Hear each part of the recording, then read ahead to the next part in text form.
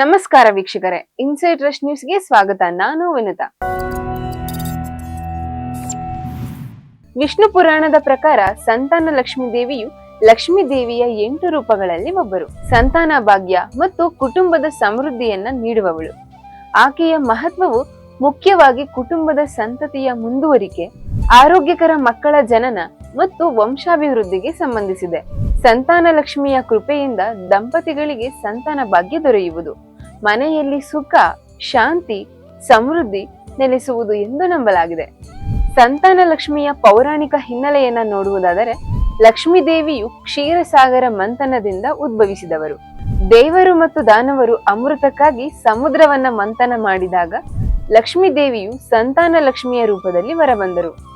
ಈ ದೇವಿಯ ಮಹತ್ವವೆಂದರೆ ಮಕ್ಕಳ ಸೌಭಾಗ್ಯ, ಕುಟುಂಬದ ಸಂತಾನ ಸಮೃದ್ಧಿಯನ್ನ ಪ್ರತಿನಿಧಿಸುವುದು.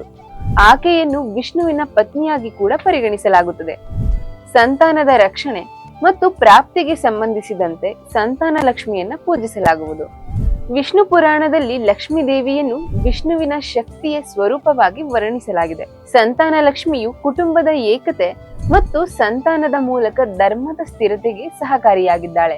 ಈ ದೇವಿಯನ್ನ ಆರಾಧಿಸುವುದರಿಂದ ಮಾತೃತ್ವದ ಆಶೀರ್ವಾದ, ಮಕ್ಕಳ ಉತ್ತಮ ಆರೋಗ್ಯ ಮತ್ತು ಕುಟುಂಬದ ಸಂತೋಷ ದೊರೆಯುತ್ತದೆ.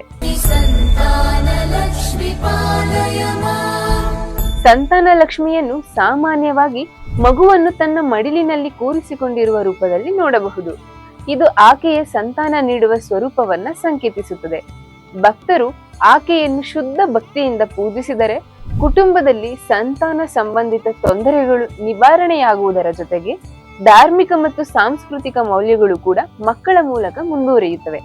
ಸಂತಾನ ಲಕ್ಷ್ಮಿ ಎಂದರೆ ಹಿಂದೂ ಧರ್ಮದಲ್ಲಿ ಲಕ್ಷ್ಮೀ ದೇವಿಯ ಒಂದು ವಿಶೇಷ ಸ್ವರೂಪ. ಲಕ್ಷ್ಮೀ ದೇವಿಯು ಸಂಪತ್ತು, ಸೌಭಾಗ್ಯ ಮತ್ತು ಸಮೃದ್ಧಿಯ ದೇವತೆಯಾಗಿದ್ದರೆ, ಸಂತಾನ ಲಕ್ಷ್ಮಿಯನ್ನು ಸಂತಾನ ಪ್ರಾಪ್ತಿಗೆ ಸಂಬಂಧಿಸಿದ ದೇವತೆಯಾಗಿ ಪೂಜಿಸಲಾಗುತ್ತದೆ. ಈ ರೂಪವು ಮಕ್ಕಳಿಲ್ಲದ ದಂಪತಿಗಳಿಗೆ ಆಶಾ ಕಿರಣವಾಗಿದ್ದು, ಆಕೆಯ ಪೂಜೆ ಮತ್ತು ಮಂತ್ರಗಳು ಸಂತಾನ ಭಾಗ್ಯವನ್ನ ತಂದುಕೊಡುತ್ತದೆ ಎಂದು ನಂಬಲಾಗಿದೆ.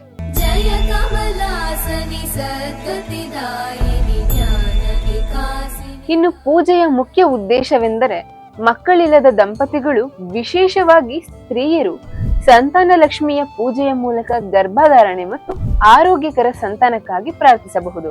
ಇದು ಮಗುವಿನ ಆರೋಗ್ಯ ಮತ್ತು ಕುಟುಂಬದ ಸುಖಕ್ಕೆ ಸಂಬಂಧಿಸಿದೆ. ಈ ಮಂತ್ರವನ್ನು ಪೂರ್ಣ ಅಷ್ಟೋತ್ತರ ಶತನಾಮಾವಳಿಯನ್ನ 108 ಬಾರಿ ಜಪಿಸಿ ದೀಪ, ಧೂಪ, ಪುಷ್ಪಗಳಿಂದ ಪೂಜಿಸಬೇಕು. ಇದರಿಂದ ಸಂತಾನ ಭಾಗ್ಯ ಪ್ರಾಪ್ತಿಯಾಗುತ್ತದೆ. ಸಂತಾನ ಗೋಪಾಲ ಮಂತ್ರವು ಸಂತಾನ ಲಕ್ಷ್ಮಿಯೊಂದಿಗೆ ಸಂಬಂಧಿಸಿದೆ. ಇದು ಮಕ್ಕಳಿಲ್ಲದವರಿಗೆ ಫಲ ನೀಡುತ್ತದೆ ಎಂದು ಹೇಳಲಾಗಿದೆ. ಓಂ ದೇವಕೀ ಸುತ ಗೋವಿಂದ ವಸುದೇವ ಜಗತ್ಪತೆ ದೇಹಿಮೆ ತನಯಂ ಕೃಷ್ಣ ತ್ವಾಮಹ ಶರಣಂ ಗತಃ. ಭಾನುವಾರ ಮತ್ತು ಶುಕ್ರವಾರ ಬೆಳಿಗ್ಗೆ ಅಥವಾ ಸಂಜೆ ಈ ಮಂತ್ರವನ್ನ ಪಠಿಸಬೇಕು. ಈ ಮಂತ್ರವನ್ನ ಪಠಿಸಬೇಕಾದರೆ ಯಾವೆಲ್ಲ ನಿಯಮಗಳನ್ನ ಪಾಲಿಸಬೇಕೆಂದರೆ, ಗಣಪತಿಯನ್ನ ಮೊದಲಿಗೆ ಪೂಜಿಸಬೇಕು.